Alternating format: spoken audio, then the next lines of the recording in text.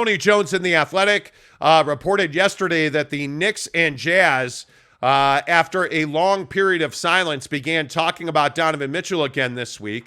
And I would concur with that, only that I have been told by Jazz sources that there has been no downtime, that the Jazz and the Knicks have pretty consistently kept in touch and have had ongoing conversations, but they have never been close to making a deal. And the Utah Jazz have not backed off their demand for 6 first-round picks and a package of players that includes Quentin Grimes, who the Knicks have said they're not willing to include in a trade. But how new is this, Jake? If I had to say to you, hey, is this a new update? Is this breaking news? Like, what are your thoughts on this whole report in The Athletic from Tony Jones yesterday? Yeah, look, I think that, it kind of ebbs and flows between the Knicks and the Jazz. I think that the Knicks, I would say when you're a team that you're looking at trying to get a player on the caliber of Donovan Mitchell, it's going to ebb and flow. You're going to negotiate and try to push Danny Ainge to come off the price, and then maybe it slows down a little bit, and then you pick it back up. But I think, if we just read the landscape and kind of read the room a little bit, we heard, last week that the Knicks were also a potential suitor for Kevin Durant, and that's why, Grimes wasn't going to be in the Jazz deal, or there was some hesitation about putting Grimes in the Jazz deal. And so what's fascinating to me about this whole situation is that we've heard a lot about Kevin Durant this week. We've talked a lot about the Kevin Durant situation this week. And all of a sudden on Wednesday, midweek, and really it was obviously yesterday after the show, you get this update or this story that comes out about how, well, the Knicks and the Jazz are talking again, and so to me, it's one of two things. To me, it's, okay, the Knicks went and tried to make something happen with the KD situation, and they didn't like what that outcome was, and they came back to the Utah Jazz.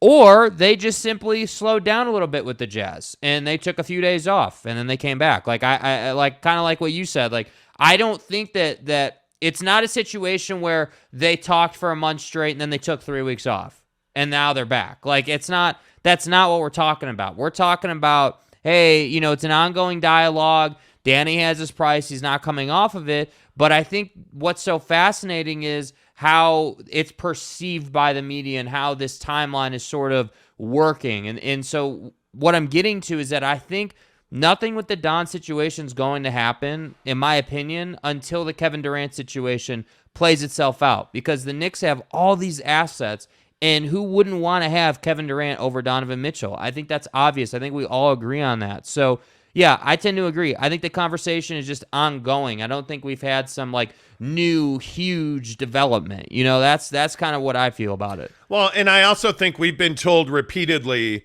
and frankly, I feel like our sources have been pretty good on the Jazz and the Knicks. I mean, I think we've been told repeatedly that the Utah Jazz are in no hurry to make a Donovan Mitchell deal. There is no pressure. Donovan Mitchell, I was able to confirm again yesterday that Donovan Mitchell at no time has indicated in any way, shape, or form that he wants to be traded. He's never asked to be traded. He's never, quote unquote, demanded a trade. That this is simply a situation where Danny Ainge is fulfilling his duty as the president of basketball operations for the Jazz and exploring the best options for the club. And I think we've heard that repeatedly. I think Danny Ainge is doing the job that needs to be done. If you're going to offer him 6 picks, 3 young players, and a veteran to make that deal work, he's going to take that deal for Donovan Mitchell. Right. I don't think this has anything to do with the All-Star game. Frankly, it was put to me yesterday that the rumors about the Jazz being cash-strapped are completely false, that the Jazz are putting quite a bit of money into All-Star weekend, that there is a significant cash outlay for that, that their resources are free-flowing. I tend to lean in that direction. I mean, I think in this business, for those of you who don't know, when you're talking to sources at particular organizations, I think you have to take everything with a grain of salt. It's why on this show, we double source everything. We don't report anything that simply is one-sided. And when you hear the Utah Jazz saying, hey, we're spending a lot of money getting ready for the All-Star game. We're spending a lot of money to create the program that has to be in place to execute the NBA All-Star game. That makes a lot of sense to me. Right. And I think that I don't know. There's all of this talk about Ryan Smith.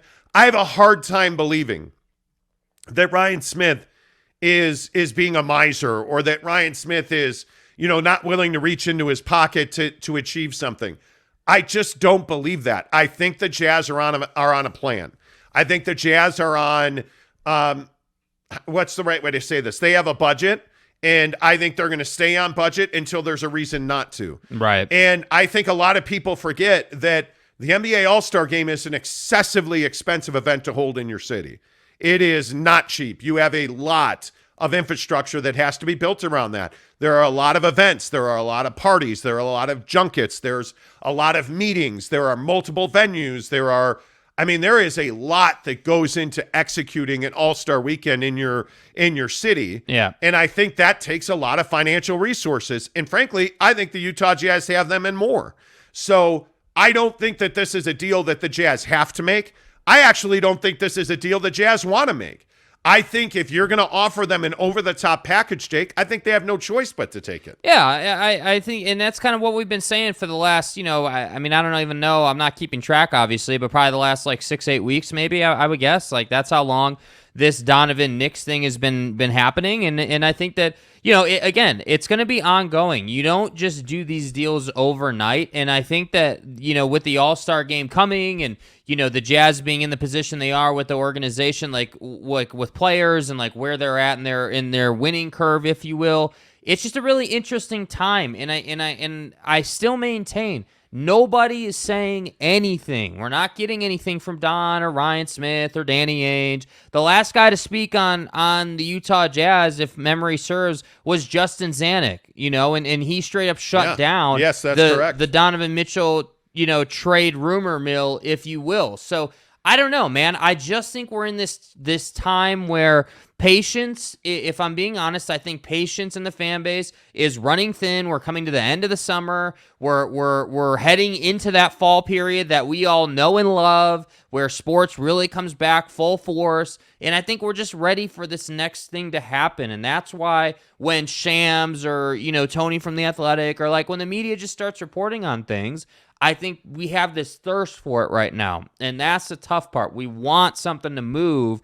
But the truth is, it's an ongoing conversation. There's not this pause and then the Knicks just started back up again. It's an ongoing thing, and it will continue into the season. You need to be comfortable with that. Well, and I think we've consistently heard that the Jazz and the Knicks are talking, and they're not close to a deal. I mean, that's the question that everybody asks. Are the Jazz and Knicks close on a trade? I would tell you they've never been close on a trade. I've heard a very consistent message from NBA sources telling me that the Jazz are not willing to come off of their ask, and nor should they.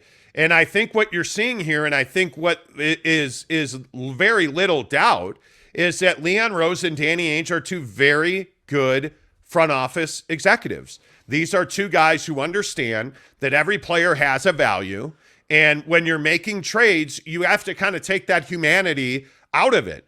You have to look at players as commodities when you are trading guys. And I think when you look at Danny Ainge and Leon Rose, both of them are acutely aware of Donovan Mitchell's value to themselves. And I think when you look at Donovan Mitchell to the Jazz, this is the face of their franchise. This is a guy, frankly, who's had a very good offseason. He looks to be in amazing shape. From what I understand as well, I was told point blank on Friday, I think it was, the Jazz and Donovan Mitchell have a very good communication. They have a very open line of communication. Their relationship is good. There is no stress there. They are communicating about these conversations. Donovan Mitchell is well aware of what's going on between the Jazz and the Knicks. So there is no shock. There is no awe. There are no hurt feelings. Right. I saw a report the other day that Donovan Mitchell was dismayed about these conversations. Donovan Mitchell's not dismayed. Donovan Mitchell knows exactly what's going on. And I think that is a very good indicator that Don and the Jazz are on the same page. I don't pretend to tell you what Don is thinking. His agent, his people have been very tight-lipped about what he's doing. Donovan Mitchell has not said two words this entire summer about his situation with the Jazz, or wanting to be traded, or not wanting to be traded, or wanting to be a Jazz man. He hasn't said anything. So until he does, I don't think anybody really knows where Donovan is at mentally. But from what I understand, the Jazz and Donovan Mitchell have a fine relationship. There is not stress. There is not strain. There is not a deal close between the Jazz and the Knicks. And Danny Ainge and Leon Rose, I think there was some consternation there. I know almost for a fact that Leon Rose grew very frustrated with Danny Ainge's unwillingness to move off of his spot. I want more. But yeah, if you're Danny Ainge, why would you move off your spot? You wouldn't. So I think that Leon Rose was rightfully frustrated. But Danny Ainge knows exactly what he's doing. He's a seasoned veteran operator in a front office capacity in this league, and there is no reason for him to settle on anything less than what I'm told is 6 first-round picks, 3 young players, and a veteran. That's what Danny Ainge's ask is. And in my opinion, if I'm Danny Ainge, I'm not coming off of that even a little bit. Yeah, there's just no reason to. You don't have, and this is the thing that people, I think, don't put enough value on. Because Donovan Mitchell hasn't requested a trade or isn't putting pressure on the organization to trade him, there's no pressure to move him. You don't it's not like the relationship is in shambles or something. And I think the best point you made there was just that, Danny Ainge is fulfilling his obligation to the team. He would be foolish not to have the conversations. But I think we go a step too far, in the media or just generally speaking, when we're like, oh, well, Danny's talking to the Knicks and everybody and their mom, so that means he's trading Donovan Mitchell. That's not true. The Knicks have been pursuing Donovan Mitchell since last year. Man, we've done shows last year over the summer where we talked about the Knicks calling the Utah Jazz at that time. So the fact that Danny Ainge is talking to them is not a surprise to me, and that's why I say, I'm telling you, a lot of this is just the impatience and the burnout of nothing happening this summer. It feels like a lot has happened, but really not much has happened. That's the problem, and that's why we're frustrated. Yeah, I think it is still likely, and Jazz sources told me last week. We reported it on the show. You can go back to our archives and look at it. The beauty of YouTube. Yeah, it lives forever on YouTube. And I the thing that we reported is the Jazz are planning on having Donovan Mitchell in camp. I think that's exactly the right tack to take because at this point, I think most people would agree a deal between the Knicks and the Jazz is not close. And if you're the Utah Jazz, you're planning on having Donovan Mitchell in training camp, I think it's far more likely that the Knicks will find a different team to dance with. I think when you're the Knicks, and it was described to me the other day that the Knicks are very aggressively trying to upgrade their talent. They're trying to find an alpha male, a superstar to run with that team. Yeah. And I think they're very aware that they just don't have that. And I think the Knicks were very wise to aggressively pursue Kevin Durant. But I think Leon Rose knows very well that deal's very unlikely to happen. Although I think Joe Tsai would make a deal with the Knicks, and I know a lot of people in New York don't believe that. But I think Sean Marks and Leon Rose have had quite extensive conversations on several levels, and I think there could be a deal there. I just think the asking price for Kevin Durant is astronomical. For the Knicks to get Kevin Durant, they're going to have to give up all of their draft picks that they are legally allowed to trade by the NBA CBA. I think they would have to give up just about all of those. I think you would have to give up just about all of your young talent. And I just don't think that's worth it for Kevin Durant, especially when it is incredibly difficult to win if you give up all of those assets. Yeah. Because Kevin Durant with RJ Barrett and, the rest of this group, the Jalen Brunsons of the world, that's not enough to win a championship, especially not in the East. I think that makes you a contender. But I think Leon Rose is acutely aware that you need more than Kevin Durant. If you add him to this team, you would need more than that. And it's going to be hard to round that Knicks roster out with giving up all those assets and getting Kevin Durant. I think that's why the Knicks have been so passionate about a Donovan Mitchell deal. Y'all feel me? Because I think your expectations are slightly lower if you add Donovan Mitchell and you only give up, from what I'm told, the Knicks are offering 3 first-round picks and 2 veterans and 2 young players, not Quentin Grimes. Yeah. And that's just not enough for Danny Ainge. But I think the Knicks know if that deal goes through, they're in a much better place the day that happens than they are today. Well, and Danny knows that too. That's the thing. And again, this is the art of negotiation. Danny knows that. Like, Danny knows, hey, if I allow them to acquire Donovan Mitchell and I only get 3 first-round picks and 3 players, the Knicks are still in a great spot, because they have assets to work with and they can continue to build their team. And that's why I say I would be more confident that Don was going to get traded if we hadn't consistently heard for, we're going on months now. Like, I'm not even exaggerating. We're going on like 3 months now of, hey, is he going to get traded to the Knicks? And the messaging from the people that we talk to has always been, hey, the price is this. It's 6 first-round picks and 3 players. That's what it's always been. We've heard versions of that. Small, like details have changed a little bit on the fringe or whatever on the outside that makes the deal happen. But the essence of this deal is the 6 first-round picks. We've always heard that. At one point, there was conversation around protected or unprotected. Okay, great. But that's been the core of the deal. So that's why I say, if you're a Utah Jazz fan and you're looking at this situation, it's very straightforward. The price is the price. Leon Rose wants a discount, as I've been saying for however long, and Danny's not going to come off that price. And until that changes, Don's not going anywhere, because I don't believe, like Shams yesterday saying the Hornets and the Wizards called the Jazz. The Wizards and the Jazz have been talking for, I don't know, like 6-7 months, on and off. It's been an ongoing thing. And I think we also talked about the fact that the Jazz and the Wizards had a very serious conversation about Kentavious Caldwell-Pope before he wound up in Denver. Yeah. I know that the Jazz had serious interest in KCP. You go back to the trade deadline last year. There were conversations about Montrezl Harrell. There was a 3-team deal. And this is why we've talked about for months and months and months. The conversations you have at the trade deadline often lead and often bear fruit in the summer. They matter. Because, for sure. you're forming relationships that you can use in the offseason to make more significant deals. Now, having said all that, the Jazz have really only made one significant deal, and that was with the Minnesota Timberwolves. So it's going to be interesting to see where all this changes. But again, my opinion is, and I base my opinion mostly on what I've been told, and that is that the Jazz have several deals that they could make. One of them is not Donovan Mitchell to the Knicks. Yeah. And whether the Jazz, I think the Jazz, I just don't get the feeling from the Jazz and from NBA sources that the Jazz want to trade Donovan Mitchell. Yeah. It just has never felt to me. You can feel in this business around the NBA when you're talking to agents and you're talking to players and you're talking to guys, and you can feel when teams or guys want to be moved. Right. I just don't get the sense that Donovan Mitchell or the Utah Jazz want to make a deal here. I don't get the sense that Donovan's in any hurry to leave.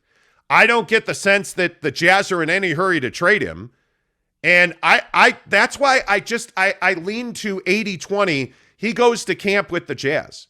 He's going to be a Jazz man October 1st. Yeah. That's just the sense I get. Well, in the rest of the roster is what's interesting to me. You have a bunch of guys on this roster that could be traded. Obviously, like we've talked all about, Bogdanovich and Conley and even, Jordan Clarkson has been in some conversations here and there. I don't think he's going to be moved, but Bogdanovich and Conley, like those are 2 guys that I would not expect to be here. I would expect that the Jazz would move those guys and build in some flexibility to this roster. But the point just remains that I think that until something, like we need that first domino to fall, and ideally it would be Kevin Durant. Right? Like, because a low-end trade for some random player is not going to get the league to start moving. You need the Kevin Durant thing to happen, so then the Donovan Mitchell thing can kind of get put to bed, and everybody can go about their business of doing business in the league. Because I the one thing I am a little concerned about is we're going to get to a place where there's like 2 weeks left until camp starts, right? Like, there's not a lot of time left.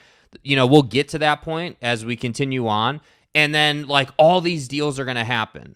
And my hope is, and I trust Danny Ainge, I don't think he'd make a mistake in this way, but I do think if you're Danny Ainge and you're looking at this, you're like, all right, let's get it into a position where the rest of the league is kind of in a pressure cooker, and then let's take advantage of that. That's why I think Danny's so willing to be patient, because he knows that there's going to be a GM out there who hasn't made a move because the NBA has been in gridlock, essentially, and he can take advantage of that pressure. And I think that's good, basketballing, if you will. I think that's smart tactics, without a doubt. Well, I also think that there's just no onus on him to make a deal now. Yeah. I mean, I think if the Jazz had their druthers, they would make a Conley-Bogdanovich deal and acquire a first-round pick or two and a player. And I think that's what that's ultimately what they would like to do, because I think, let's go, Schlepper. Yeah, when you look at their situation, this roster is not complete by any stretch. They need to add a 4 or 5 guy. They certainly, I think, would like to move Mike Conley off their books. I mean, he's an awfully expensive player for a team that needs a what's the right way to say this? A facilitator more. That they need somebody that is younger than Mike, that they can count on, who's reliable. That's what you need at the point on this team. You don't need a true bring the ball up, kick it out point guard. What you need is somebody that Donovan Mitchell can play off of. And right now, I just don't think you have that number 2 option on this team. I mean, if your season started today, I mean, I have to believe that it is highly likely that Donovan Mitchell scores 30 points a game, because who else are you going to give the ball to? I mean, that to me, ultimately, that is where this situation comes to a head, is that you don't need a transformative deal. You already made that deal. I think what this Jazz team needs is to continue to reshape their salary cap, which means moving Mike Conley and moving Bojan Bogdanović. Conversely, if you look at the Knicks are in a completely different situation. They have flashed a lot of cash. They have reset themselves. They made trades on draft night.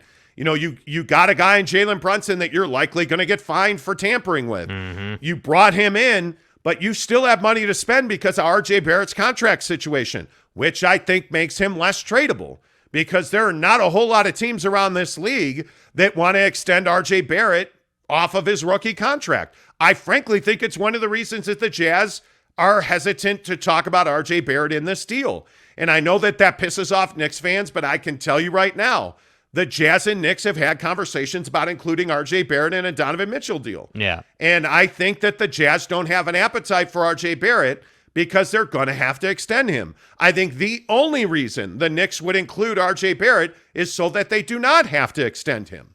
I think these are complex conversations that oftentimes are more difficult to come to a head or find common ground on, because money in the NBA right now, especially with what's coming up in the draft and who's going to be available in free agency, I think makes it very prohibitive to make any deal that's at all questionable. Facts. I mean, at all questionable. Yeah. If you're the Utah Jazz right now, you're not trying to get pick swaps, because that term is thrown around like it's just no big deal. Oh, pick swaps. The Jazz want 4 unprotected picks, where it's without question, we're getting these four picks. Yes. No doubt about it. They are ours.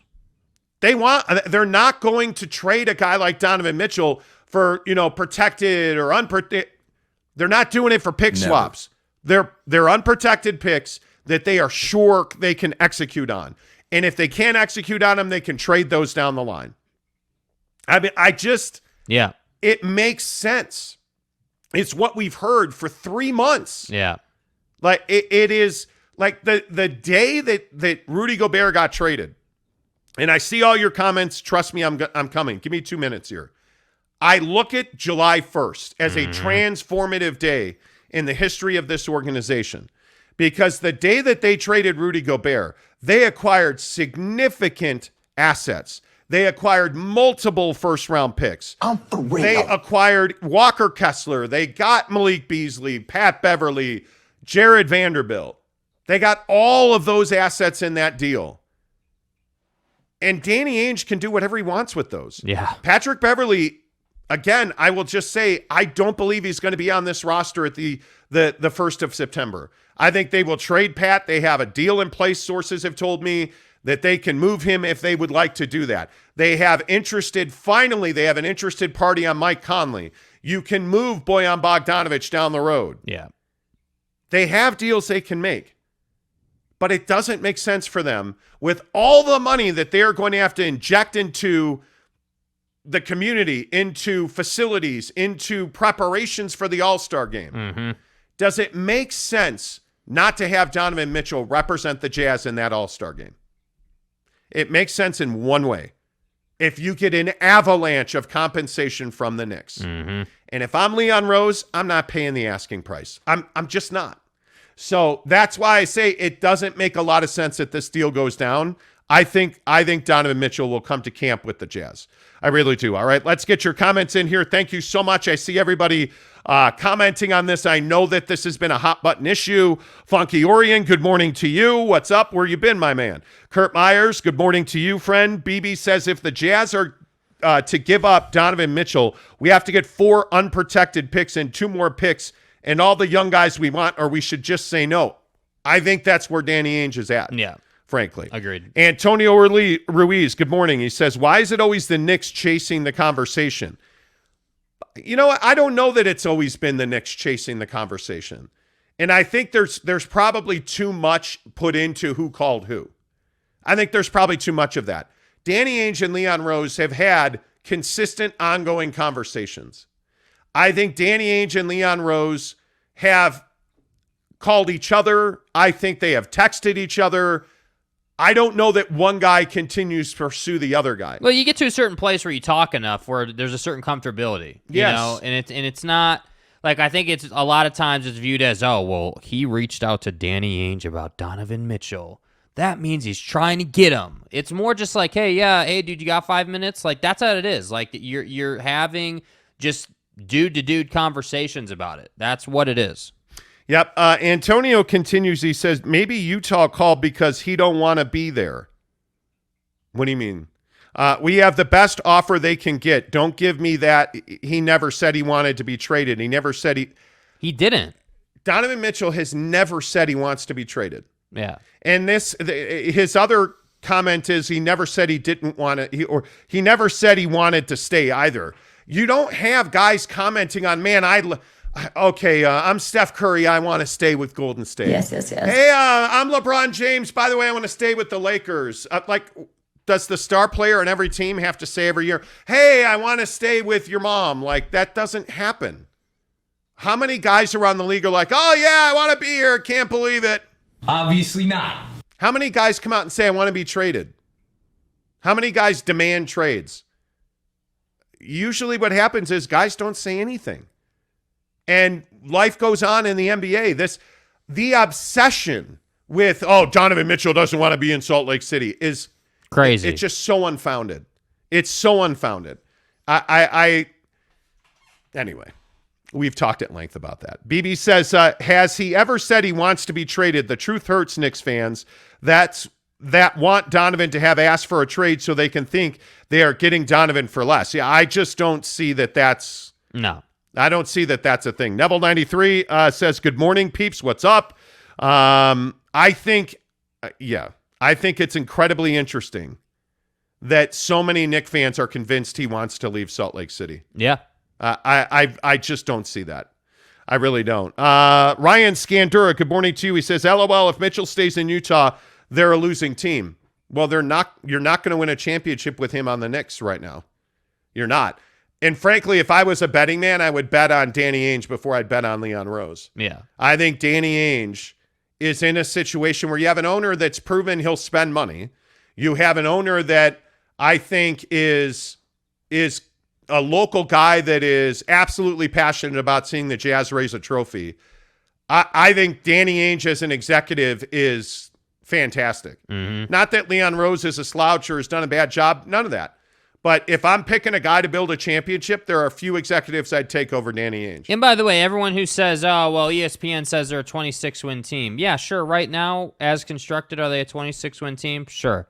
If you want to say that. I happen to think they're a mid-30-win team right now. And the truth of it is you're probably 2 moves away from being a postseason contender. Like, that's where you are. So if you keep Donovan Mitchell and you add 2 guys around him, you're in a good spot. Yep. Peter Bowen, good morning, too, says, Danny Ainge wants to rebuild. Use your common sense. The best course for a team who doesn't attract free agents. Well, I've always loved this. I don't know that free agency is the best way to build your roster in the first place. B, I think there's no doubt that Danny Ainge history tells you he can make trades that are significant. And like Kevin Durant, this is why we've talked so much about Kevin Durant. If I'm the Jazz, I am lighting up New Jersey's phones. There are few teams in this league that have the assets required to take on Kevin Durant. The Jazz are one of them. Yeah. The Jazz are absolutely one of them. Let's be really clear, though. Danny Ainge's track record is not one of rebuilding, right? Like, everyone wants to say, oh, well, he rebuilt the Celtics, and he's the king of rebuilding. No, he's not. That's not how he does business. He is the king of making trades that transform organizations, that take you from where you were here when you were frustrated to being a championship contender for probably a 3 to 5 year window. He's going to make those foundational trades that put you on that collision course with an NBA Finals appearance. So yeah. He's not someone who's ever rebuilt teams through the draft. He's not going to be the Orlando Magic. The Jazz are not a team that's going to win 20 games. That's not what the goal is, and that's not where they're at, in my opinion. You're a team that is going to make more trades. I think you're going to build around Donovan Mitchell. That's my opinion. And I think, 6 months from now, when we're in the meat of the season and they're outperforming expectations because ESPN said they were a 26-win team, I would just say don't be surprised. Don't be surprised at all, because when you have a talent like Donovan Mitchell, anything is possible. Yep, Griff181, good morning to you, says Donovan is being the ultimate professional, but no star player happy with their situation wants to be dangled in trade talks. Well, I don't know that anybody's happy with the Jazz situation. I mean, you're coming off of a specifically a 2-year period, but you're really coming off of the last 3-4 years where you should have done significantly better than you did. Yeah. And the Rudy Gobert contract absolutely prevented you, in my opinion, from winning. I think with the moment that Rudy Gobert put pen to paper on that deal, this team's fate was sealed. I mean, they were not going to win with that kind of money. Paying a guy that is very limited offensively and schematically is death during the playoffs, paying him 23.3% of your salary cap is foolish. You've thrown our budget a little out of whack. It is foolish. By the way, I'd also say on the Donovan Mitchell comment about whether he wants to be here or not, you need to understand that Donovan Mitchell, all he cares about is winning. That's it. He just wants to contend for championships. So for Don, what is the conversation coming from Danny? Hey, man, we're not looking to trade you. We're not actively shopping you, but the Knicks have been calling consistently, so I have to have the conversation with them. So where do you come down on that? That's the conversation I personally believe they had last December before they traded Rudy Gobert. I think they got on the same page, and they told Donovan, hey, people are going to come calling. You're gonna hear all kinds of stuff about we're trading you and we're trying to move you. None of that's going to be true. We're having a conversation with the Knicks because they keep calling. And by the way, Donovan's a New York guy, so I don't think that he would, just be pissed that they trade him to the Knicks if that happened. I just think it's this gray area. It's a difficult thing to define. Yeah, I agree. Ryan Scandura says, LOL, if Mitchell stays in Utah, they're a losing team. I think no matter what, unless you win a championship, you're a losing team. Yeah. I've never subscribed to the belief that, hey, getting to the NBA Finals is good enough. It's not. It's not.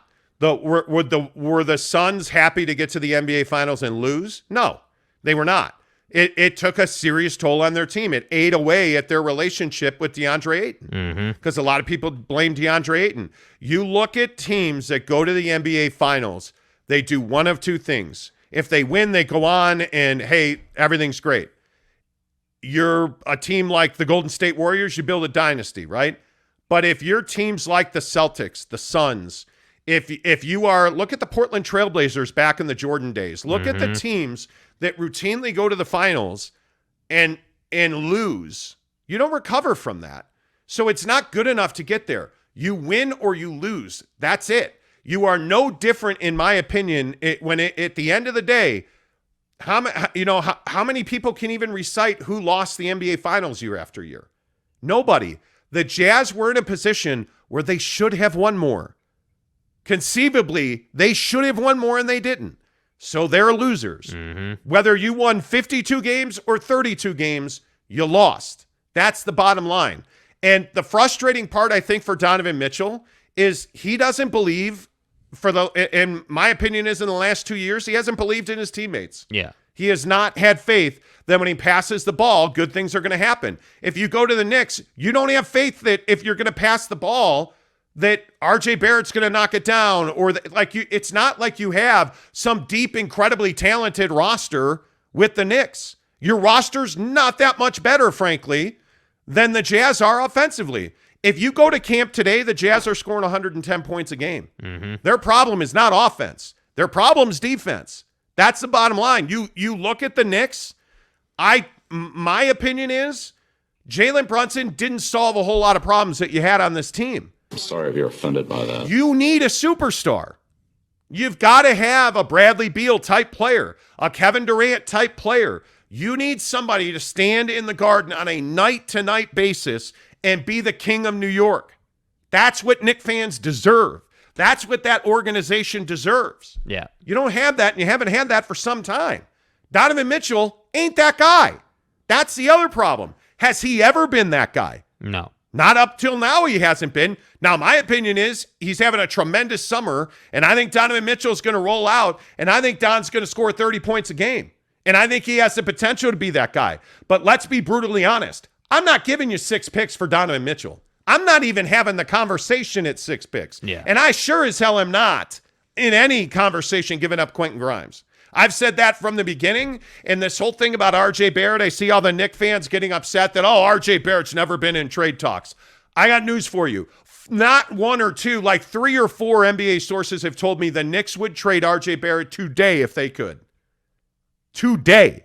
They do not want to extend his contract. And I think the issue is, if they wanted to, wouldn't they have done that already? Yes. So, listen, we can go round and round about this. The NBA is a brutal, brutal business.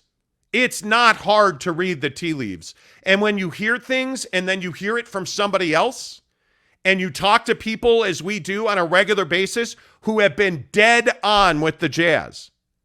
The Jazz and the Knicks talked about RJ Barrett. The Jazz don't want to pay RJ Barrett. I'm going to say this again. Plain and simple. And I'm here to tell you the Knicks value Quentin Grimes far more than they value RJ Barrett. So that can piss you off. You can be upset about that. You can say, like, I see all the people saying they never did that. Okay, well, believe that. That's up to you. I'm just telling you, 3, 4 people have told us that. Yeah, dude. Not 1 or 2. 3 or 4 people. Listen, if you believe in RJ Barrett, that's great. That's your opinion. That's your prerogative. I have no problem with that. But I'm telling you, RJ Barrett is not the guy that's going to make a difference for you in your organization from a championship standard. It's not like adding RJ Barrett makes you a championship contender. Does it make your team better? Absolutely. He's a good player. It does. But there's a difference. There's two cut a guy here in this conversation. You've got the guy, the Kevin Durant's of the world, who you bring in and you give up a ton for, that make a difference and immediately take you to NBA Finals contention, right? You've got those couple of guys, and then you've got everybody else. So I don't really, I guess, understand why Knicks fans have so much trouble with this. Do you think that RJ Barrett is untouchable? Do you think that RJ Barrett somehow is some... Do you want RJ Barrett to be untouchable? I guess. This is what my consistent struggle is. When we talk to... And Jazz fans are guilty as anybody on this. Oh, God, you can't trade Rudy Gobert. We've... For 2 years. This one. For 2 years. Go find it on the channel. That's the beautiful thing. It's on the channel. For 2 years, we've told you they are going to trade. They tried to trade him last trade deadline. They were talking to people. They were talking to people last summer about it.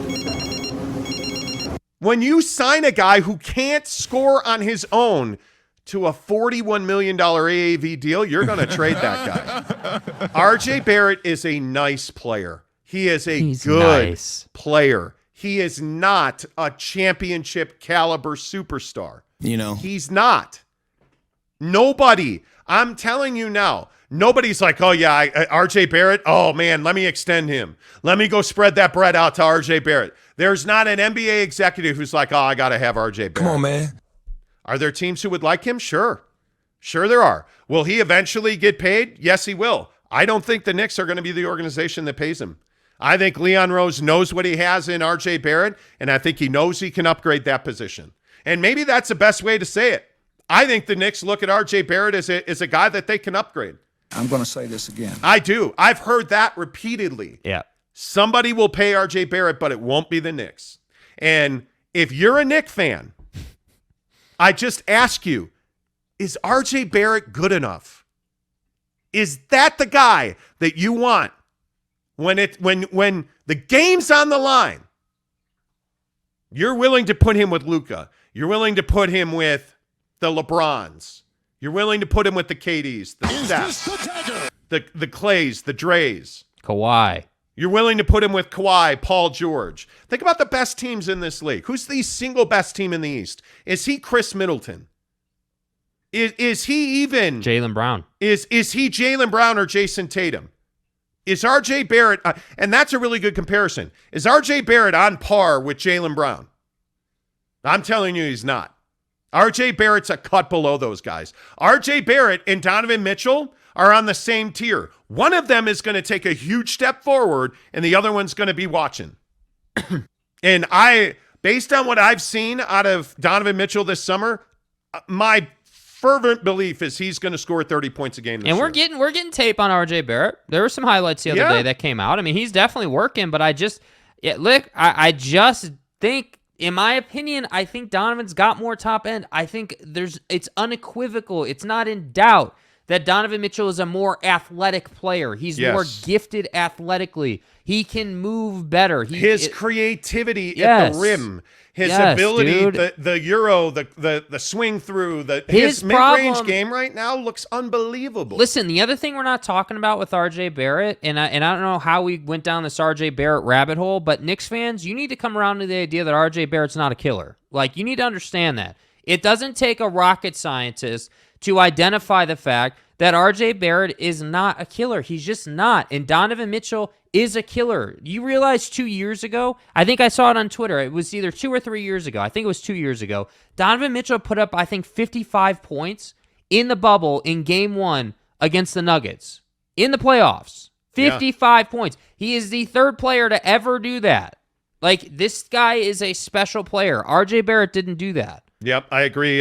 New York sports guy says the last media session, D. Mitch said he was going to think about what he wants to do, and you never heard anything else. Ainge told D. Mitch to be quiet.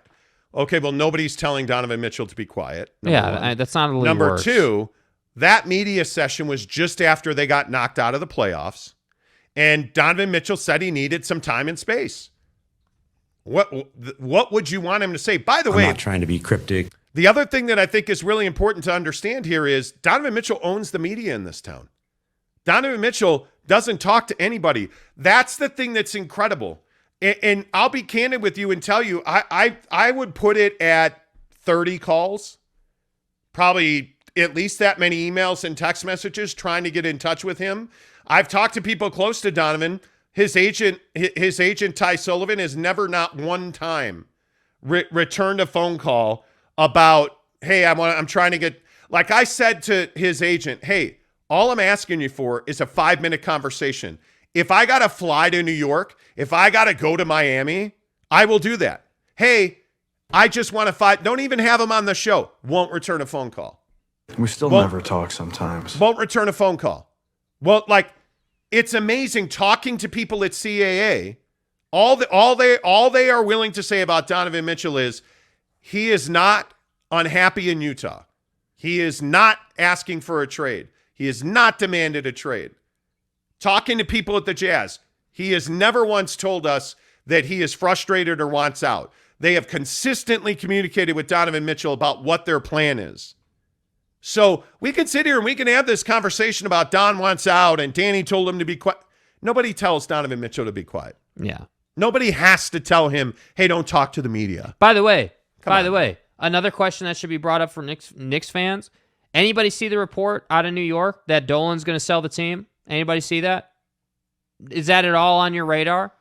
Yeah. They're not going to spend. Dude, if your owner is going to sell the team in a couple of seasons once the Las Vegas project is done, You really think that they're going to go and make all these huge trades and financial commitments on the basketball side if he's going to sell the team in a couple years? Come on, dude. I don't buy that the Knicks are going to do anything outlandish. I think the Knicks are willing to do what they're willing to do, and Danny's willing to do what he's willing to do, and they're not close, and that's what it is. And I think that's why the Knicks are the Knicks, with all due respect. I'm not even a Knicks hater. I actually really appreciate the Knicks. I think they're one of the best, one of those, they're a heritage organization in the league, like the Lakers, like the Celtics. It's the Knicks, it's the Bulls. Like, when the Knicks are good, it's better for the NBA. Yes. I need Carmelo Anthony putting up 40 on Christmas Day in a Knicks uniform. I needed that, all those years ago. Who's that guy? Who's going to be the next Carmelo Anthony? Because it's not R.J. Barrett. It's not Jalen Brunson. It sure as hell is not Julius Randle. Who's going to be that guy? I think it's to be determined. I don't think that guy's on the roster right now, to be clear. No, he's not on the roster. And Jalen Brunson ain't that dude. No. I think everybody's well aware of that. He'll have nice moments. He'll have big games, but he's not that guy. And they've been looking. You're in New York, like, where it's point guard heaven. Like, you're looking for that guy. Frank Ntilikina should have been that guy. He just was never that dude, right? Like, he was never that guy, right? Antonio Ruiz says, we had Randall playing point guard, LOL. How Brunson doesn't change anything.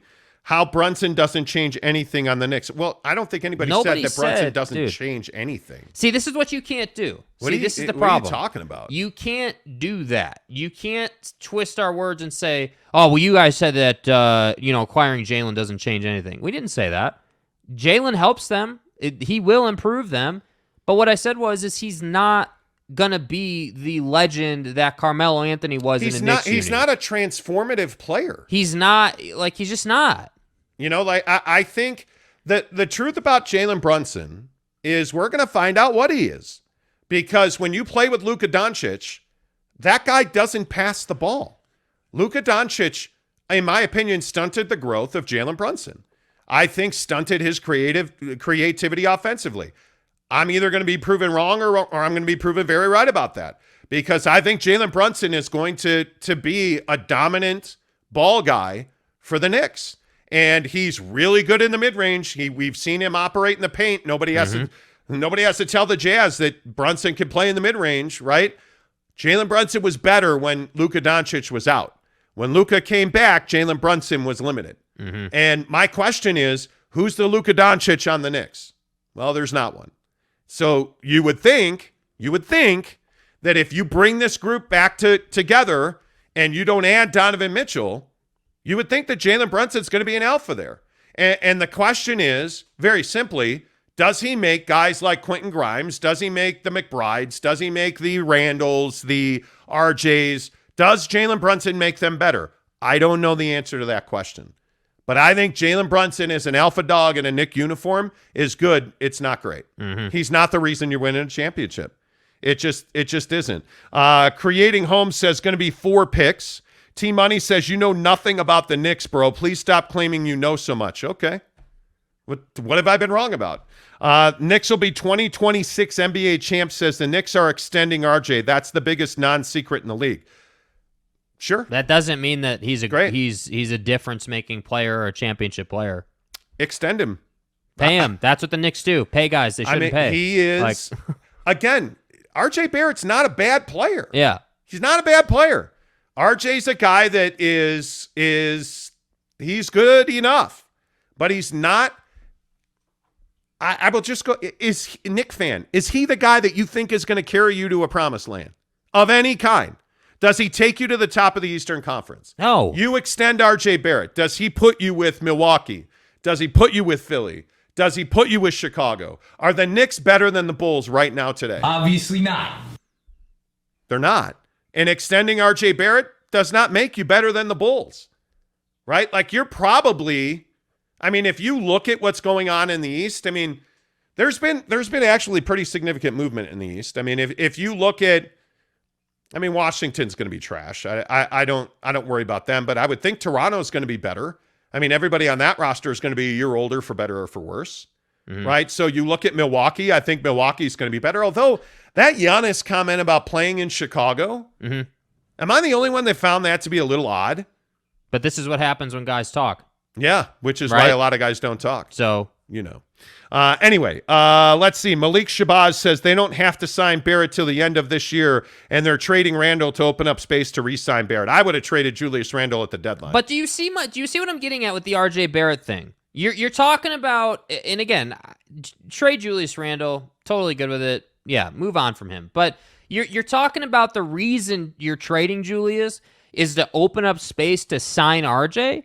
You really want to sign RJ to a max. You really want to sign RJ to whatever the most he can get paid is. Like, I don't know, man. I don't think that RJ is the guy that's going to take you somewhere. As we keep saying, like, not to be repetitive, but I don't say to myself, okay, championship player, difference maker. I want this guy. Got to have this guy on my team. Okay, that's going to be, Steph Curry, LeBron, Durant, like Luka. All those guys you can make a strong case for. Andrew Wiggins or RJ Barrett? Andrew Wiggins right now. I think Andrew Wiggins before he played for the Golden State Warriors is close. But now, and this is the beautiful thing, when you get to play with Steph Curry and you get to learn all that stuff, you're going to get better. Another issue I have with RJ Barrett on the Knicks. Who's he learning from?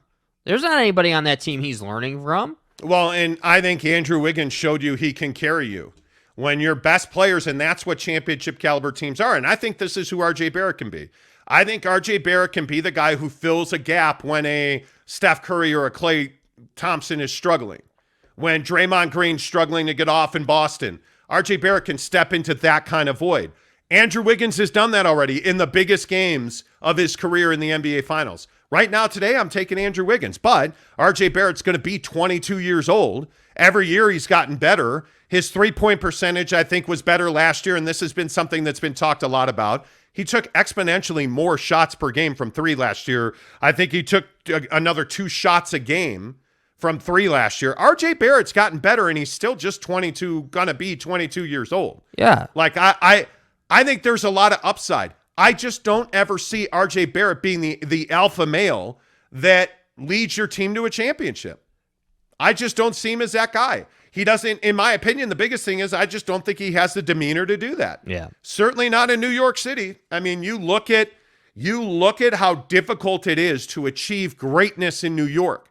There's a reason that New York is going through a cold streak. Look what the media is doing to the Yankees. Mm-hmm. The Yankees are having a terrible August. Terrible after a dominant July. They are having a dreadful August. And the media is writing them off. Burn it down. Trade them all. They all suck. Fire Booney. Like, as you can see, there's not much hope for you left.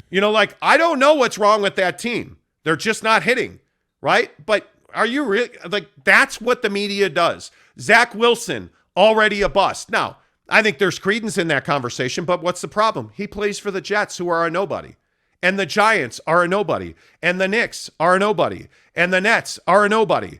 The Mets, frankly, are the best team in New York right now, right? So it's a very difficult place to go and win. So when you're talking about, hey, is RJ Barrett that guy?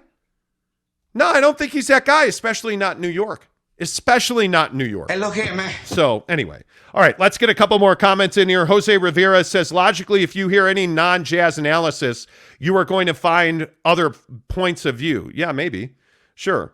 DW says Barrett will be better than Donovan Mitchell. I just don't see that happening. I disagree. I think Donovan Mitchell right now is probably on the cusp of top 10. If he brings, and he has done this consistently over the last 3 years, if Donovan Mitchell brings development back to the game this year, so he clearly has to be a better, more wanting, capable defender. There's no doubt, because the system is not going to feed everything to Rudy Gobert, which, by the way, I think that's part of this conversation. Mm-hmm. When you talk about RJ Barrett versus Donovan Mitchell, RJ's a better defensive player than Donovan. I don't even know that there's an argument to be had there, right? But I think Donovan has been in a system that has said, okay, hey, well, feed it all into Rudy. Feed it all into Rudy. I think that's been their defensive game plan for the last 3 years specifically. I think Donovan Mitchell, we've seen in these open runs and we've seen in his work, his footwork is already way better than it was at any point last year. At any point last year. So that's certainly something that I would be looking at And I think Donovan Mitchell, I certainly believe that he is going to bring a much larger, and maybe the right way to say this is a much more significant presence in the mid-range game. His tool bag in the mid-range is pretty good. Yeah. Based on what we've seen. He is added to depth to his mid-range. His three-point shot's easy for him now. Yeah. That's what he came back with last summer, is he showed up with easy three-point range. Now he's got to become a killer. He's got to become Chris Paul, Devin Booker, DeMar DeRozan. He's got to become that level of mid-range player. And if Donovan does that, he's top 5 in the league. Cold-blooded, clean, methodical, and thorough. Absolutely. He'll score 30 points a game, and he'll be a top 5 player in this league right now this year. If he shows up with that mid-range and his footwork truly is as good as it looks in these summer workouts, which one of the things, I mean, who cares how many points you scored at the Drew? Like, it's not about how many points with you all scored, due dude. respect, it doesn't matter, right? Yeah. But what you see historically in these summer workouts is the little mechanical things. Donovan Mitchell's footwork is significantly better in these summer workouts. Frank Corona Jr. gives us a $5 tip. Appreciate you very much. He says, with 3 unprotected New York picks, 2 protected picks from other teams, Toppin or Quickly plus salary, get the deal done. I do not think that gets the deal done. I think Danny wants 4 unprotected picks. I think he wants 2 more picks. I think on top of those 6, he wants swaps. And I think Quentin Grimes and Quickly are absolutely must-haves in that deal. And Leon Rose, from what sources have told us all along, Leon Rose has said, we are not trading Quentin Grimes. Like, there was a point where they were having that conversation. And to go back to the RJ Barrett argument, when the Knicks were talking about, hey, RJ Barrett, Danny Ainge immediately went to Quentin Grimes. And I think Leon was willing to, at some point, have that conversation at 3 picks, but not at 6 picks. Yeah. And now I just think that Leon's at a point where he's never going to include Quentin Grimes for Donovan Mitchell. I don't know what it would take to get Leon Grimes to trade Quentin, or Leon Rose to trade Quentin Grimes to the Jazz for Donovan Mitchell.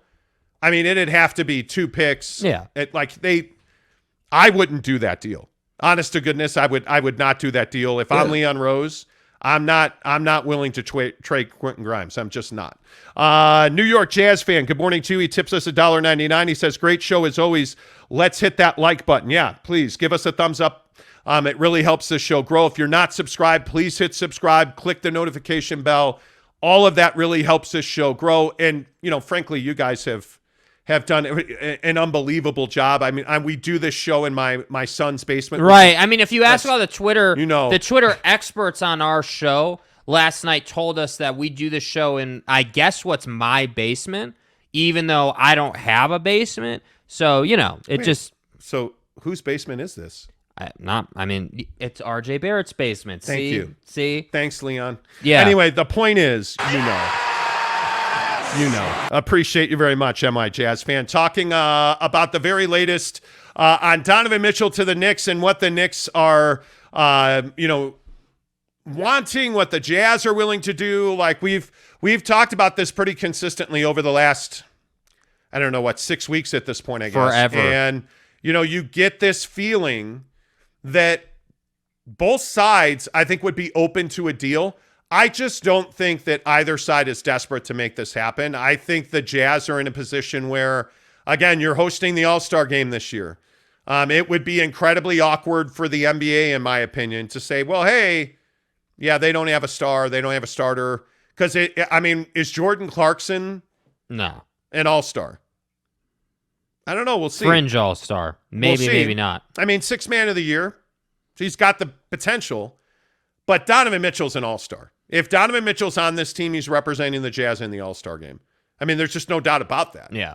So I think when you look at the Jazz, it'd be awfully difficult to sell a fan base and not have a Utah Jazz star in that game. Yeah, I think That'd there's a lot tough. of credence to keeping Don for just that purpose. I think that Donovan Mitchell helps you sell jerseys. He gives you representation in the All-Star game. Your star players do that for you. RJ Barrett does that for the Knicks, right? Like Jalen Brunson does that for the Knicks. I just think that the All-Star game, when it's in your building, you want to put on a good show. So I'm not sitting here certainly saying that they're not doing this deal because Donovan has to represent them in the All-Star game. That definitely isn't the case.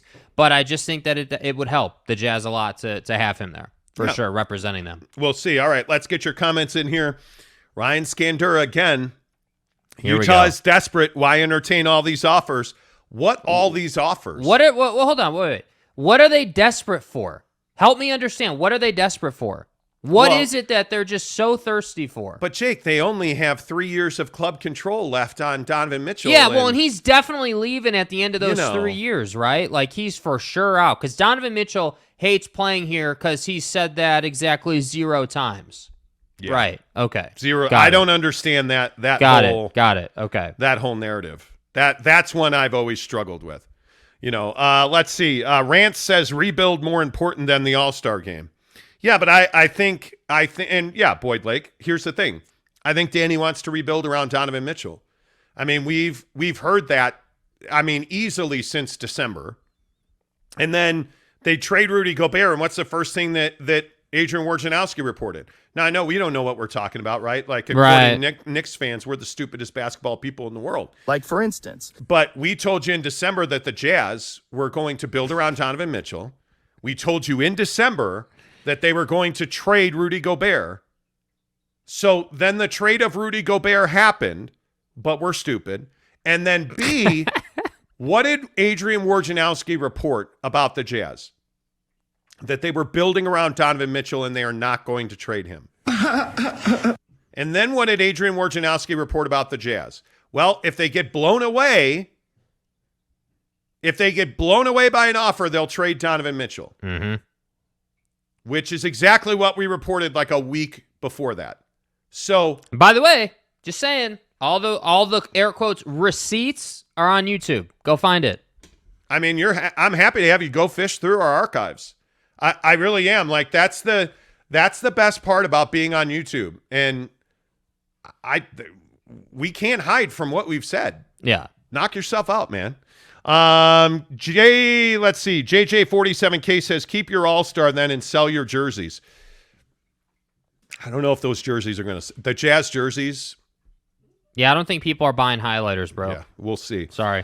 Pudge NYC says Clarkson will rep the Jazz. Absolutely, he could be an All-Star, no doubt. Because, if... Let's say you do trade Donovan Mitchell, Jordan Clarkson's a starter. Because you're not going to trade... I don't think you're trading Jordan Clarkson and Donovan Mitchell. I don't think that's happening. I don't see any way, shape, or form that you're doing both of those. DW says Utah's best bet is to trade everyone away for picks and tank for Victor. Look, VW's a nice player. The Jazz have almost no shot at that. They have no shot at the number 1 overall pick in the draft. What is your percentage on that when you're in the lottery? Isn't it like 15% or something, when you're when you get to get that number 1 overall pick in the lottery? And frankly, you are in a situation where, do you know how hard it is to get that pick?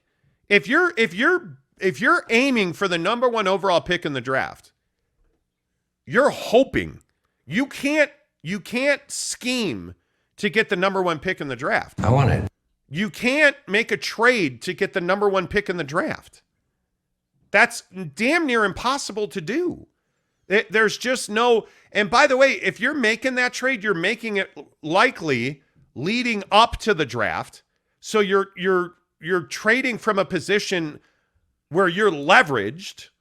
Like, it just doesn't... It's not something Danny Ainge has ever done. You're burning your organization down for the chance to get the number 1 overall pick. For the opportunity. Chance. It's not even guaranteed that you're getting the pick. And who has any... Like, it just makes no business sense. Like, it makes...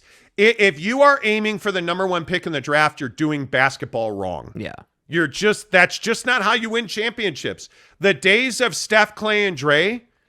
Do you understand how much pain they went through to get that? Mm-hmm. Do you understand how bad and for how long they were bad to get that? Yeah,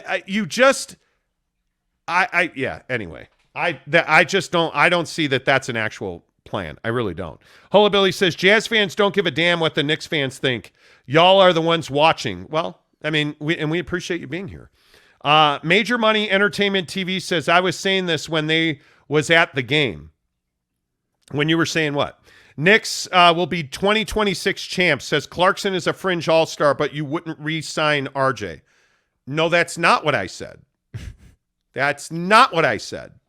What I said is somebody's going to pay RJ Barrett.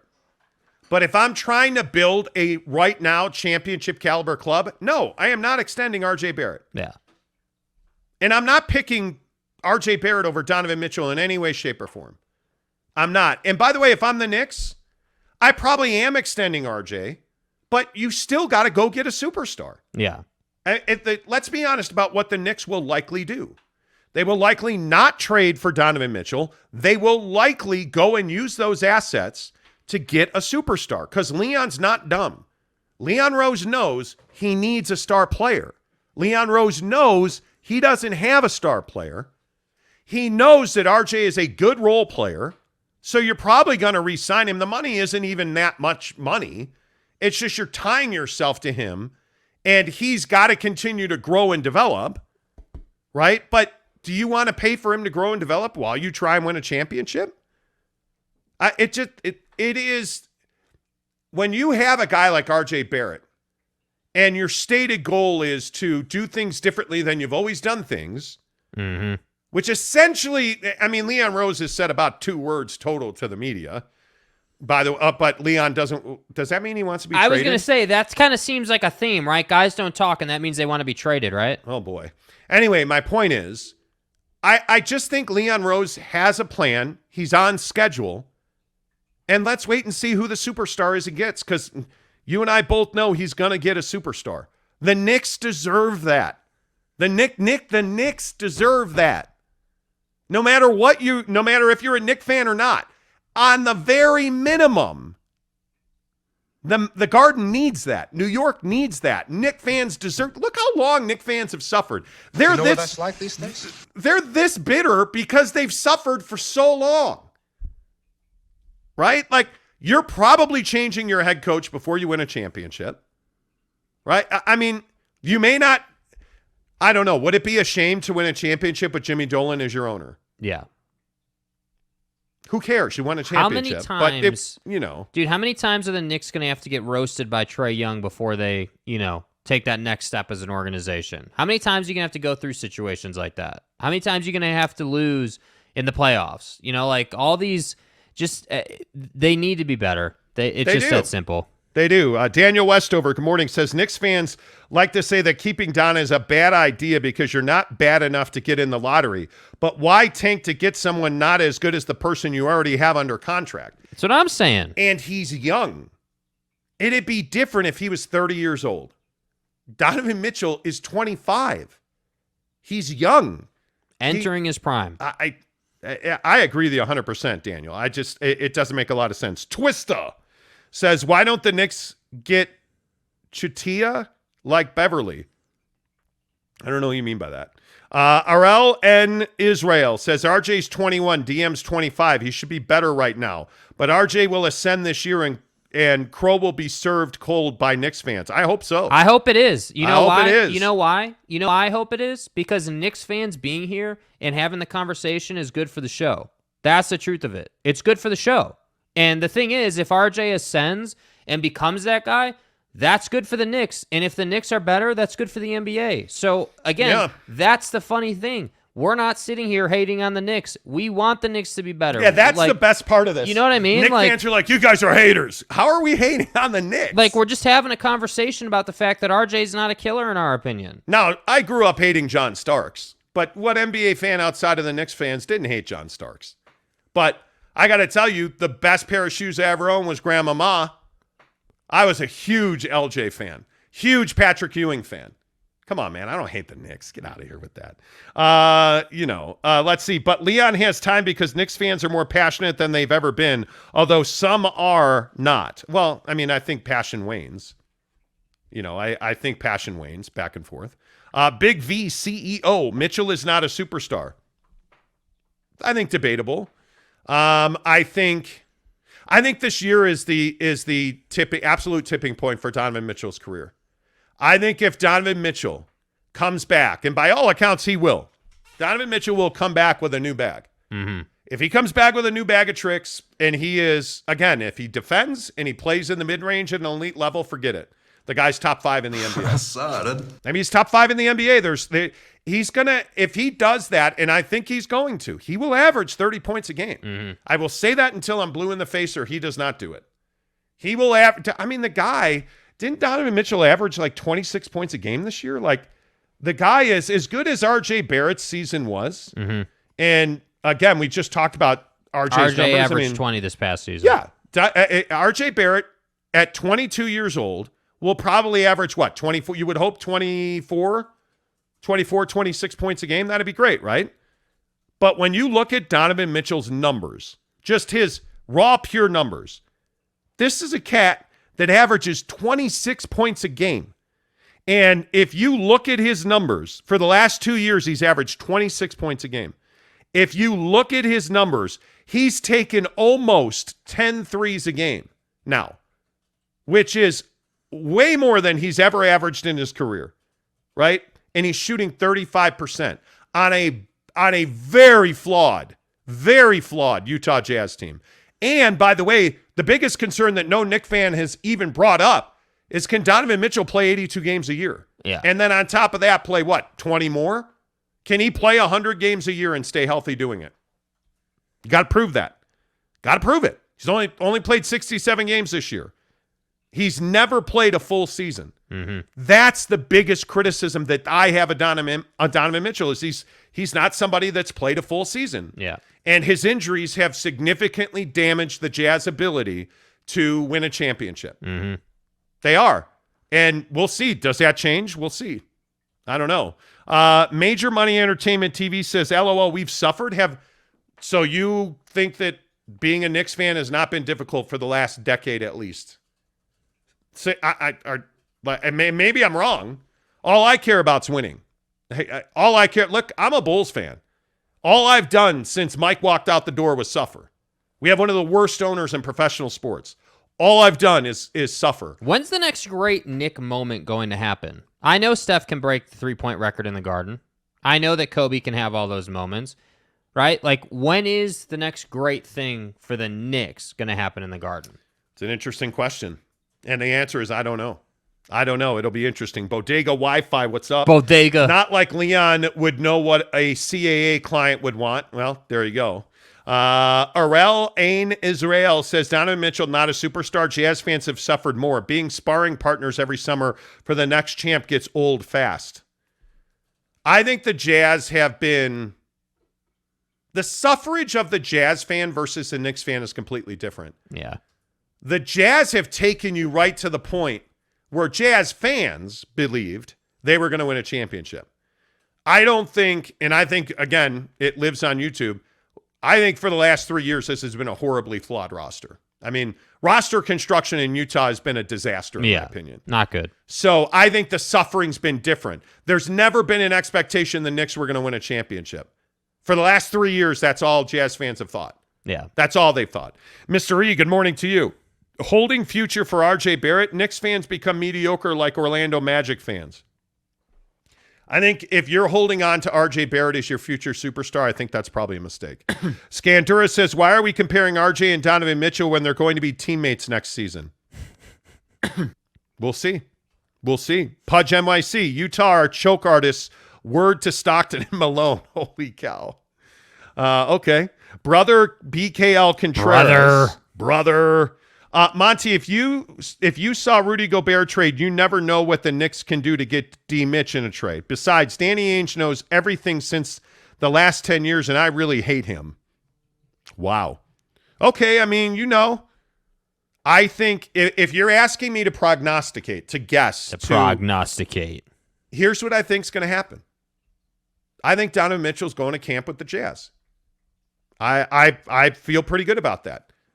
I think that Donovan Mitchell, his best chance to get traded is probably a year from now. A year from now, will Donovan Mitchell be with the Jazz? Probably not. Maybe not. 70% he is. Yeah. 30% he's not. Because here's the question you have to ask yourself.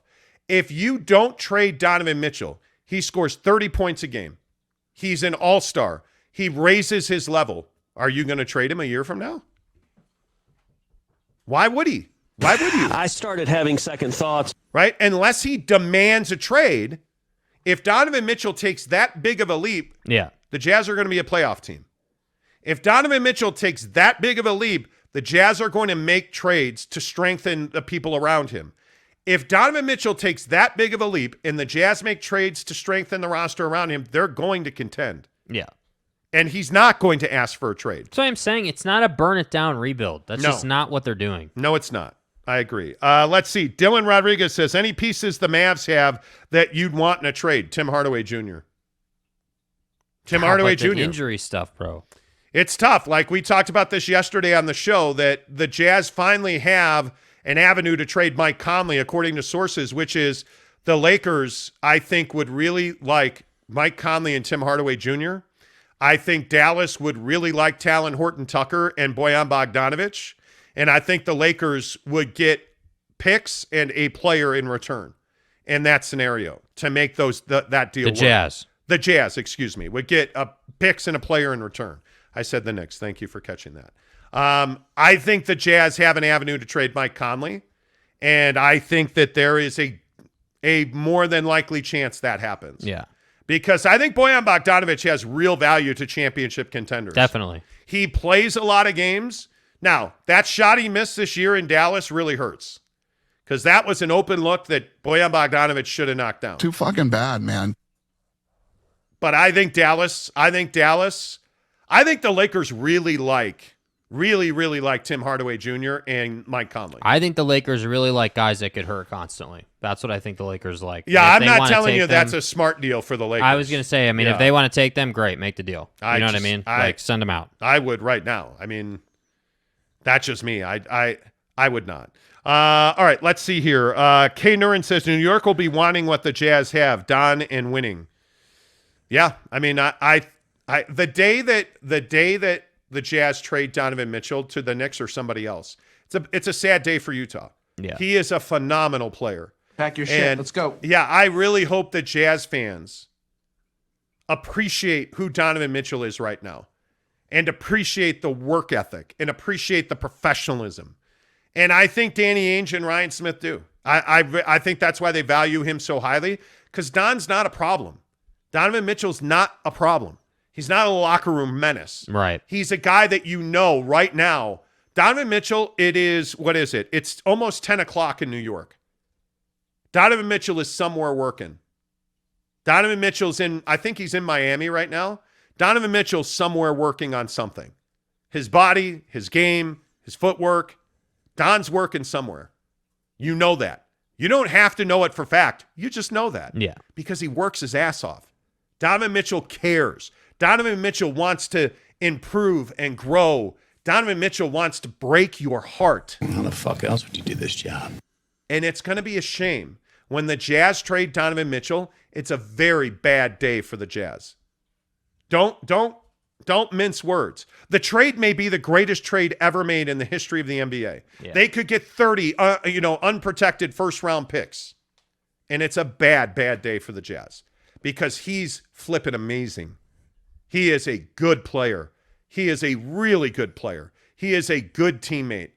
I think his leadership and maturity is yet to be seen. Mm-hmm. But make no mistake that when they trade him, Jazz fans will have undervalued him. Jazz fans will have underappreciated him.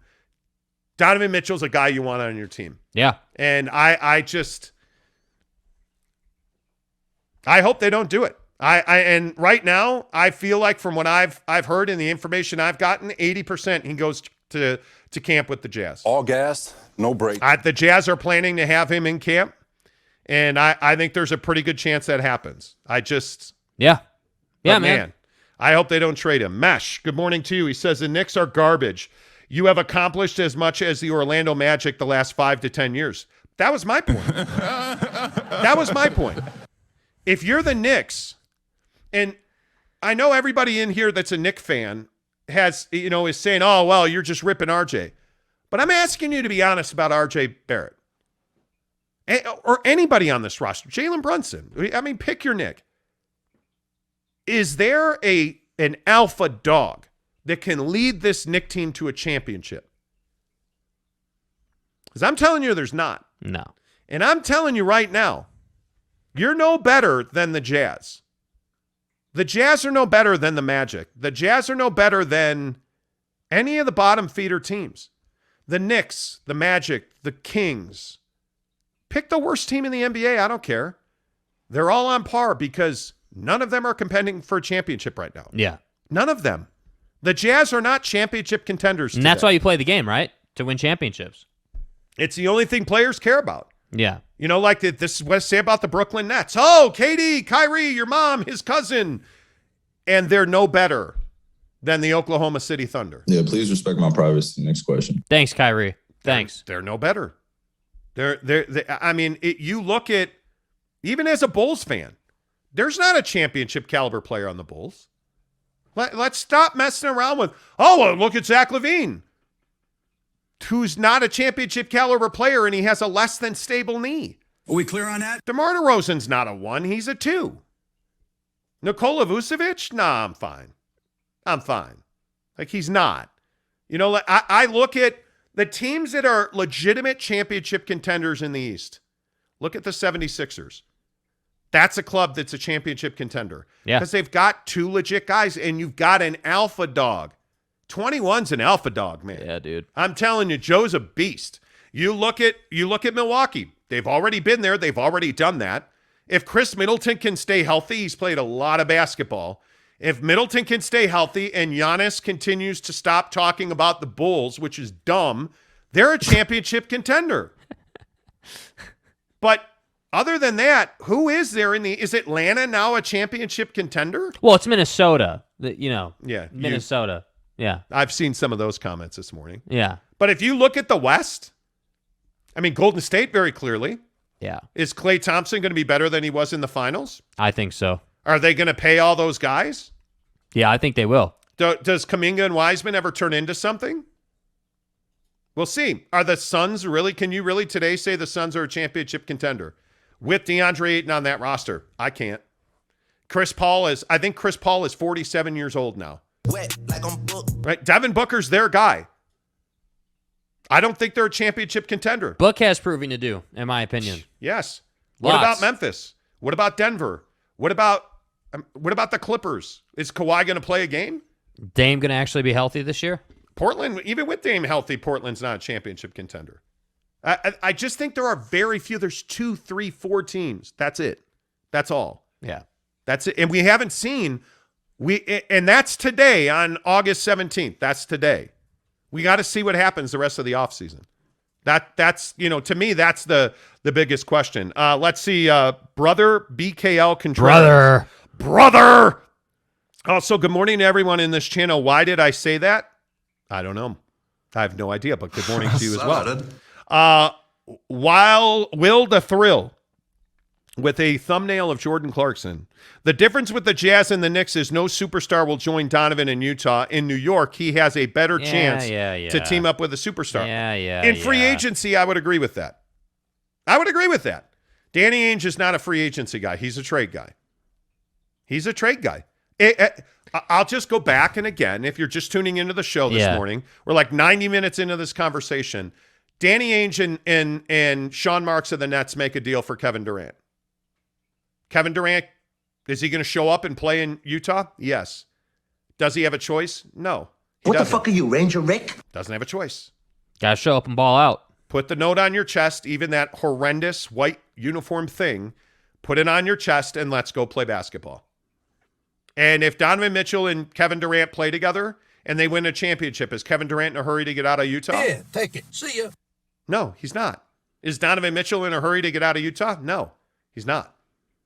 I'm telling you, you're going to trade for guys. Yeah, there are ways to do this correctly. There are ways to keep Don around for 10 years. Yeah. DJ Geo says, we are in year 3 of a rebuild. We are. Okay. We don't need Mitchell to rebuild. We're not getting fleeced. I would agree with that.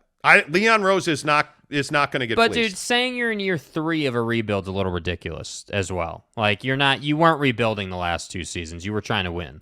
Top Junkie says, good morning, my Utah brothers. Brother! We as Knicks fans have been in NBA purgatory since 98. Same year James Dolan's daddy bought his team. Coincidence? Reporters now saying Dolan will sell. Our luck is turning. I hope they do. I'll try to stay calm and not curse. Boyd Lake says, got to stop thinking players won't come to Utah. But that's part of this conversation as well. Mm-hmm. And I talked about this last week. You got to stop thinking, well, we're a little Utah over here. Just a bunch of Mormons. Time to go tithe. That's not what Utah is. Utah's a major market. You got to start thinking like a major market. You got to start acting like a major market. You have a billionaire tech guy as an owner. Right. Start acting like it. Start acting like it. Start behaving like that. Start transacting like that. You have the NBA All-Star game here this year.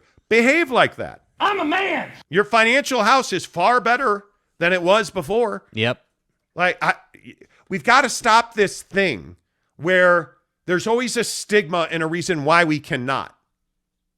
That's just not the way to live your life. Why can't we? Yeah. We can't do that. Well, here's why we will. Here's how we will. Facts straight. Here's what we're going to do. You can't think that way. You can't. Peter Bowen says, why? Because you're wasting his talent with rebuilding pieces. So the Jazz have all rebuilding pieces? I don't think so.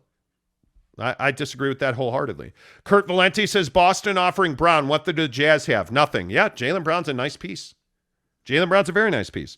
What are you talking about? Knicks haven't done anything in free agency. There's a reason why nobody wants to sign. Agreed. Well, Jalen Brunson's not nothing. Now, granted, the family ties. But he's and all the that. first guy the first notable guy in some time. Yeah. You know. Yeah, I agree. Face says, New York Jazz fan is ridiculous. Ewing fought the Bulls. Yes, we lost to them, but losers is a stretch. Jazz is no big club. The Knicks have operated at an embarrassing level for how long? For how long? Too long. Too long. You're in New York, bro. It's not good enough to be a terrible team. It's just not. It's not good enough for the Jets to suck like every single year in every single year tell us, oh, well, we drafted Zach Wilson. We drafted Mark Sanchez. We drafted Sam Darnold. We drafted all these guys, and Zach they Wilson. all seem to suck. Zachy Poo. So whose fault is it? Is it Zach Wilson's fault or is it the Jets' fault? Is it RJ Barrett's fault or is it Dolan's fault? Whose fault is it? You know? Like, it's real. Like, it's not a lot. I'm telling you, these guys. Why aren't you paying Aaron Judge? Yeah, like, what are we doing? But again, here's the difference. The Yankees have won. Yes. So the Yankees get the benefit of the doubt. The Mets haven't won anything, right? The Mets haven't done winning in like 10 years. Yeah, it's been a long stretch. It's nice to see the Rangers competitive again. You know, like Boston's done a hell of a lot more than New York has recently. I'd remind you of that. Well, Boston, I mean, between the Red Sox, the Celtics, the Patriots. The Bruins. I mean, look, I'm a Chicago fan, man. We don't win ever, anything ever. I mean, the Cubs should, nope, not doing it. Nope, not doing it. Let's see. Greg Hawkins, good morning to you. He says he leaves us a $20 super sticker. Appreciate that, my man. Good to see you. You know, Arel says Salt Lake is not Cleveland. I'm a New Yorker who would love to visit Utah and have zero interest in visiting Cleveland. Wow. Ooh, how about that? The Los Angeles Chargers, who no longer play in San Diego and have a shitty owner, signed Derwin James to a 4-year, $76 million extension that makes him the highest paid safety in history. Good for him. Wow. That's big money. Pudge NYC says Utah is the next OKC. Get out of here. What do you mean Utah's the next OKC? Seriously. So Kevin Durant's coming here then? Is that what you're saying? They're going to have Harden, Durant, and Russ? Oh, shit. Man, would that be the wrong way to go? Eric Fernandez says Jazz have never won anything. Nope, don't have a championship. They haven't. Yes, Joe Kerr, Tanner Plummer says. Ryan Buckley says nobody wants to live in Utah. That's why I seeing all these New York license plates? Well, a ton of people want to live in Utah right now. Yeah. A ton. Yes. of people. Cash Out James says Knicks culture has clearly changed the last 2 to 3 years. Everyone just wants to troll the Knicks for viewers. I think your MO has changed. You're moving in the right direction. There is no doubt about that. I mean, it's now you've got to take that. I feel like the Knicks are at that place where now you got to take that next big jump. Mm-hmm. You know, like you need to trade Julius. You've got to get that money off your books. And I think you've got to add a legit foundational superstar. You have to do it. Have to. You need somebody. You need a Luka gravitational personality guy who is really good at basketball. Yeah. You need that dude, right? Like, and I don't know who that is. You know, I don't know, because you're not going to get, you're probably not getting Durant. You're not getting Kevin Durant in a Knicks uniform would be unbelievable. Maybe not. Yeah, Maybe but I don't think so. Yeah. But you're not getting a LeBron. Like, if you think of the best players in the world, how many of them are actually available? How many are actually available? There's one available. I'm not saying it. You say it. Yeah, KD. Kevin Durant's available. I thought you were going to say Donovan Mitchell. No. I ain't saying that. Nah. That's what the Knicks need. That's what the Knicks need. So we'll see what happens. Let's see. DJ Lopez says Giants suck too. Yes, they do. Still don't have a quarterback. But again, I have to say this: the Giants have won in recent memory, like they did, right? Like the millennial generation was alive and well when Eli was doing his thing in the playoffs. We all remember that catch. So my point just is, the Knicks haven't done anything. The Jets haven't done anything. Like I remember Rex Ryan in his truck, but that doesn't mean you won a Super Bowl. That's the difference. Like, you have to get to this next level. Like, I agree, the Knicks are heading in the right direction, but it's crazy to me that Knicks fans are like, oh, well, yeah, we got to re-sign RJ Barrett. We got to do all these things. But there's no hate in saying the Jazz haven't won a championship. They haven't. They were there, and Michael Jordan took the ball from Karl Malone. It's that simple. And then ran his ass down the other end of the floor and put the ball in the hole, and that was it. I just think that you're being honest. You're not being hate. Yeah. That's not hate. I don't have a problem and with that. by the way, if you're a Knicks fan, how long are you going to put up with mediocrity? Like I just don't think it's that hard to be honest about the Knicks. It's not hard to be honest about Donovan Mitchell and the Jazz. The Jazz haven't won anything ever. Yeah. Donovan Mitchell's not a good enough defender. Donovan Mitchell, if he comes out and has an awful year and plays 20 games this year, there's a real good chance he never reaches his ceiling, ever. That's how important this year is for him. I think it's foolish to compare New York City to Salt Lake City. I mean, there's just not a conversation. I mean, New York is... I think in so many ways, like Salt Lake is definitely a hot commodity right now, just from like hey, where do people generally speaking want to live? There's no doubt about that. Well, I think in the terms of NBA players, if you look at one of the big storylines with Donovan Mitchell has been that, he's wanted to have open, honest discussions about critical race theory in schools. And there's people here who don't want that to happen. I think that's why we'd be talking about him leaving. Mm-hmm. I mean, the stigma of life as a black man in this state is not completely unfounded. Yeah. But having said that, I think there's a reason Dwayne Wade wanted an ownership stake here. I think there's a reason that you have Silicon Slopes and you have massive tech companies and billions of dollars being pumped in the economy of this town and this state. And it's because it's a phenomenal place to live. And the other thing I think that you got to remember is the stigma is not the reality here. Yeah. When you come and you live here, guys fall in love with it routinely. I mean, people love living in Utah, love living in Salt Lake City. You can't beat the weather. You can't beat the culture. Like, it is outdoors, indoors. There's money.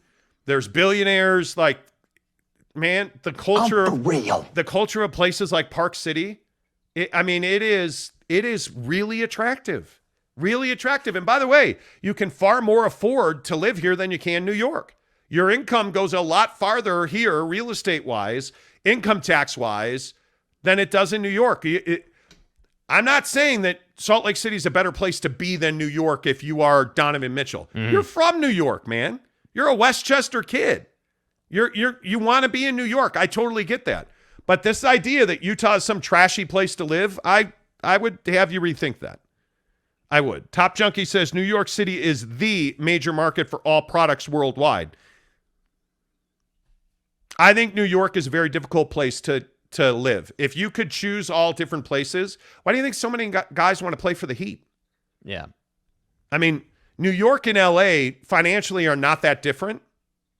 I think far more guys would like to wear a Laker uniform than a Knick uniform. Yeah, and how much does that change when Dolan sells the team? I think a lot. You know what I mean? And that's why I say, like, I don't know that I'd be, unfortunately, or maybe fortunately, it depends how it works out, right? But, like, I don't think I'd be in a hurry to spend a crap ton of money right now if I was Leon. I wouldn't. I would be, if it is true, because, again, technically those are just rumors. That's not like, Dolan never said that. It's not like it's, fact yet. But if the rumors are true that he is going to sell in a couple of seasons, if I'm the Knicks, I'm just standing pat. I'm not going all in yet because you're going to get new ownership and a new vision. All right, couple more because then we got to get rolling. Trent Oldroyd, good morning to you. The Jazz need to keep Mitchell, but also have more moves that need to happen for sure. Kay Nurin says Danny will make the Jazz winners. Don will be a winner in Utah. It's possible. I would love nothing more than that, honestly. Yeah. Ruff's official says Cleveland is a little better than Detroit, and that isn't saying much. Yeah, I'm not a fan of Detroit at all. At all. As a Chicago, I don't hate Cleveland. I don't hate Cleveland at all. Rant says KD not on OKC. He was. Never mind. Oh my God. Never mind. Don't, bro. Diane says I do believe the Knicks have been changed since Leon has come aboard. This is why they are in a position they are right now to make a trade and multiple picks they have. Yeah, I would agree. He got crushed at the draft. Yeah. And then it turned out he didn't get crushed at the draft, and he actually did quite well. Ruggs89 New York says exactly. Pudge says good, young, and upcoming team. Let's see. New York Jazz fan says great point, Montague. I don't know who. Montague. I Montague. don't know who Montague is. I don't know who that is. So we're just going to keep going. Utah Home Loans, good morning to you. Utah law enforcement is engaged in unbelievable human rights surveillance violations on the public at large. Facts. More info to come. Okay. Cool, bro. Eric Fernandez says, to be fair, Dolan has been pretty hands-off since the Melo days. He has. I agree. Big Kev says Dolan is not selling the team. I actually think he will. Yeah, I do too. James Monson says, he sounds stupid. If ownership changes, then Leon can be let go. Yeah, but why would you? Leon, I think Leon's doing a great job. Doing a great job. Why would you? I mean, I billionaires, which is what it's going to take to buy the Knicks, if that were to happen, are not dumb people. They're not. Look at Ryan Smith. I think Ryan Smith hiring Danny Ainge is a perfect example of that. Ruggs says, if you need clicks, put the Knicks in your title. Works every day. I don't know, does it? I have no idea. We don't do Knick titles very often. We do Jazz titles here. Giants come from wild card to championships. That is epic, Kurt Meyer says. Yeah, that was a great run. Yeah. And ended the Patriots' run of an undefeated season. Angel Flores says, Don will win the All-Star MVP this year in a Jazz uniform. That'd be great. That'd be great. Let's see. Leon cooked Ainge. How did he cook Ainge? They haven't made a deal. The Comic Keeper says, amen, Utah Melon. Okay. And host a gigantic NSA data center in Riverton that's straight out of Orwellian nightmares. Okay, cool, bro. Kenai Johnson says the direction the Knicks are going and have far they have got in the last few years, why they throw it all away on one player, even if it is Donovan Mitchell. I wouldn't. I would not. But that's just me. Hey, don't forget we're giving away a trip for two to see BYU and Utah. Or BYU and Utah? Hello. Hey, don't forget we're giving away a trip for two to see BYU and Notre Dame in the Shamrock Series in Las Vegas. At least I didn't say Knicks. You know. And BYU take on the Knicks in the Shamrock Series. Allegiant Stadium. You know. Don't forget we're giving away a trip for two to see the BYU Cougars. Take on the Notre Dame Fighting Irish at Allegiant Stadium October 8th. In the Shamrock Series, you get 2 nights at the Palms Casino Resort and Hotel.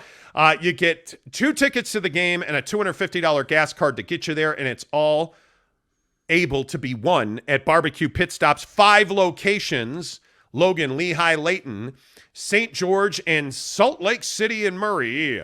All you have to do is walk in. There's a box on the counter that's got Jake's ugly face on it. A box! It's a picture of him in the basement he doesn't even own. Yeah, it's not my basement. Fill out the slip, drop it in the box, and then come see us at the barbecue pit stop in Lehigh on September 17th. We will draw the winner's name at halftime of the BYU-Oregon game. Yes, sir. We're having a watch party. Yes, BYU and yes. Oregon. We're going to have smokers lit up. We're going to have wings, pizza. It's going to be amazing. It's September 17th at the barbecue pit stop in Lehigh. We will announce the winner at halftime of the BYU-Oregon game. BYU. Our BYU Notre Dame drive-away is all courtesy of our good friend, Devery Davis at Academy Mortgage. Devery Davis, 801-543-9666. No matter where you are, if you have questions about your mortgage, call our guy Devery. Yeah, if you're a Knicks fan trying to get a condo so you can watch J-Link, call Devery. Yeah, you know what I'm saying? Yeah. 801-543-9666. When RJ Barrett gets traded to the Jazz, he should call Devery Davis. Yeah. 801-543-9666. Devery Davis is the best mortgage guy and real estate guy in the business. He's done 3 mortgages for me. Devery is a guy that you can count on. He's a guy that routinely, there's a lot of people who tell you, I can't afford a down payment, so I can't buy a house. That's not true. Au contraire, mon frère. Devery Davis with the Davis Lending Team, powered by Academy Mortgage. All right, first-time home buyers, listen up. This one's for you. There's a huge misconception on how much it takes to buy a house. Is it 20%? Is it 10%? Is it 15%? The answer will surprise you. There's 4 mortgages in the United States. 2 of them require no down payment. 2 require very minimal down payment. Out of that down payment, there's lots of places to get it from. There's state funds, county funds, city funds, lots of ways to buy a house, no money down. When I was 18, I got out of high school. I actually bought a brand new house, no money down. Never regretted it. If you have questions, give me a shout. Glad to walk you through it. Have a great one.